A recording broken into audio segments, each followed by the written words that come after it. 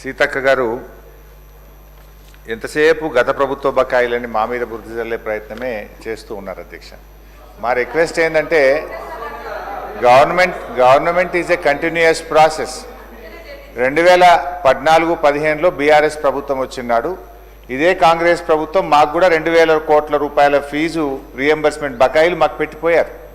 ఆ రోజు 2000 కోట్లు బకాయిలు పెట్టిపోతే మేము ఆ రోజు చెల్లించాం. మేము మీలాగా బకాయిలు పెట్టిపోయారు మేము ఇవ్వము అని అనలేదు అధ్యక్ష. Government is a continuous process అని చెప్పి ఆ రోజు 2000 కోట్ల రూపాయల బకాయిలు బీఆర్ఎస్ ప్రభుత్వం చెల్లించింది. ఇక రెండో విషయం అధ్యక్ష, బీఆర్ఎస్ హయాంలో అసలు ఫీజు రియంబర్స్మెంట్ ఇవ్వనే లేదు, జరగనే లేదు అనేటువంటిది పూర్తిగా సత్యదూరమైనటువంటిది.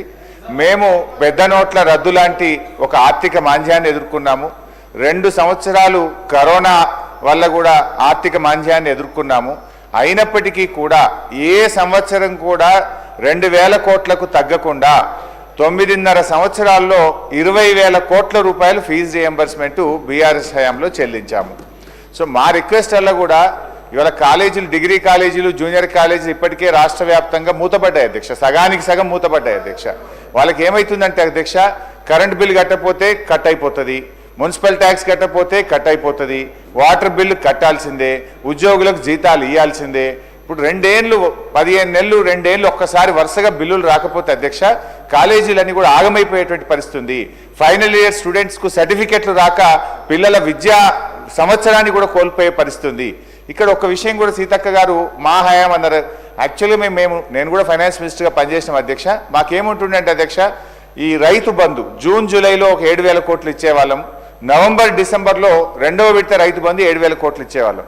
ఎప్పుడైనా నేను కూడా డిసెంబర్లో మీటింగ్ పెట్టి జనవరి, ఫిబ్రవరి, మార్చ్ ఈ 3 నెలల్లో ఫీజు రియంబర్స్మెంట్ ఇచ్చేవాళ్ళం. ఎందుకంటే 2 సార్లు రైతు బంధు పోయినప్పుడు ఫైనాన్స్ మీద కొంత ఒత్తిడి ఉండేది. 2వ విడత రైతు బంధు అయిపోయిన తర్వాత జనవరి, ఫిబ్రవరి, మార్చి నెలల్లో ఎప్పుడైనా ఫీజు రియంబర్స్మెంట్ ఇద్దాం. మీరు వచ్చారు, అప్పుడు ఎగ్జాక్ట్గా అదే టైంలో మీ గవర్నమెంట్ వచ్చింది. కానీ పోయిన జనవరి, ఫిబ్రవరి, మార్చిలో ఒక్క రూపాయి కూడా ఇవ్వకపోవడం వల్ల ఇవాళ ఇది పేరుకుపోయిన పరిస్థితి ఏర్పడ్డది.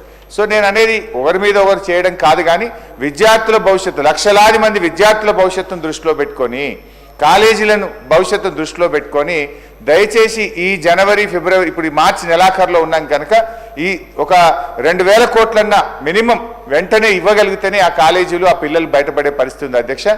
మన సీతక్క గారు ఒక 800 కోట్లు ఇచ్చామన్నారు. ఇవన్నీ కూడా కేంద్ర ప్రభుత్వం నుంచి ఎస్సీ ఎస్టీ కాంపోనెంట్ కింద ఢిల్లీ నుంచి ఏవైతే డబ్బులు వచ్చినాయో అంతవరకు పాస్ ఆన్ చేసిండ్రు. రాష్ట్ర ప్రభుత్వం నుంచి మాత్రం నిధులు విడుదల చేయడం లేదు. మీరు బడ్జెట్లో పెట్టారు, మొన్న బడ్జెట్లో పెట్టిందన్న ఈ మార్చి 31 లోపు తప్పకుండా విడుదల చేసి ఆ విద్యార్థుల భవిష్యత్తును, కాలేజీల భవిష్యత్తును కాపాడాలని మీ ద్వారా ప్రభుత్వాన్ని కోరుతున్నాం. గౌరవ మంత్రి కాలేజీ యాజమాన్యాలతోటి ఆల్రెడీ మా డిప్యూటీ సీఎం గారు మాట్లాడి మీకు దశల వారీగా ఇవ్వడం జరుగుతుందని వారికి హామీ ఇవ్వడం జరిగింది అధ్యక్ష. ఎవరి సర్టిఫికెట్లు కూడా ఆపొద్దని కూడా వారు ఆదేశించడం జరిగింది అధ్యక్ష. అదేవిధంగా కున్నంనేని సాంబశివరావు గారు పర్ఫెక్ట్గా ఏ టైంలోపు మీరు ఇవన్నీ ఏ వాయిదాల పద్ధతిలో ఏ కాలేజీలకు చెల్లిస్తారని అడగడం జరిగింది.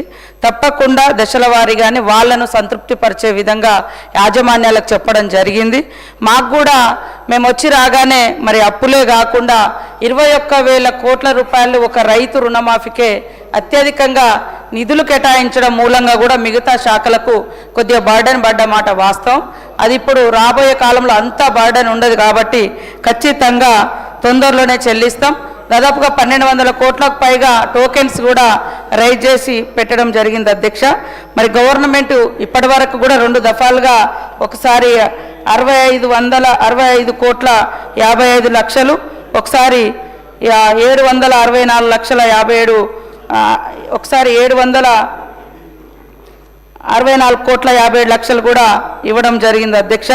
కాబట్టి ఈరోజు మేము పెండింగ్ పెట్టాలని లేదా ఆపాలని, విద్యార్థులకు భారం కావాలని మాకు ఎట్టి పరిస్థితులు లేదు సార్. ఈరోజు విద్య అనేది మనకు ఎంతో అవసరం.